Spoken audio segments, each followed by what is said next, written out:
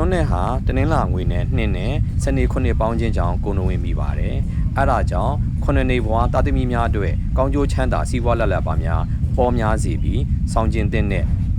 တက်တာအဆောင်လေးဖြစ်ပါတယ်ဒိဋ္ဌိဝင်ကျွန်းနဲ့တန်လျက်ပစိန်တို့ကို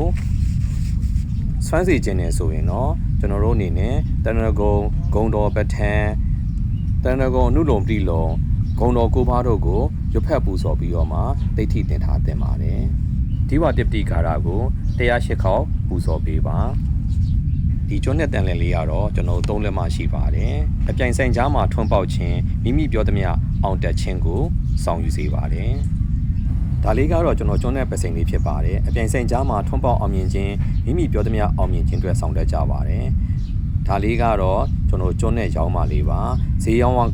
ဝယ်ကောင်းခြင်းနဲ့ဆိုရင်တော့ကျွန်းနဲ့ရောင်းမကိုစောင့်ထားကြပါတယ်ခင်ဗျာယူထားတဲ့ကျွန်းနဲ့အဆောင်တွေကိုတိတ်ထိစွမ်းခြင်းနဲ့ဆိုရင်တော့ဒီဝတ္တပတိဂါရကို108လုံးပတိဖြစ်ရွတ်ဖက်ပူဇော်စေခြင်းပါတယ်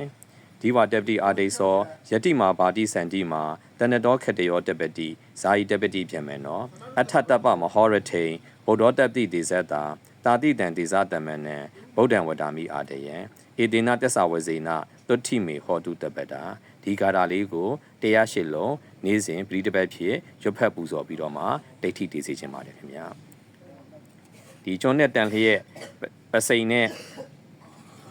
ရောင်းမတို့ကိုမှာယူခြင်းနဲ့ဆိုရင်တော့မြတ်မိတ်တာရဲ့ Facebook page TikTok page က Messenger မှာမှာယူနိုင်တယ်လို့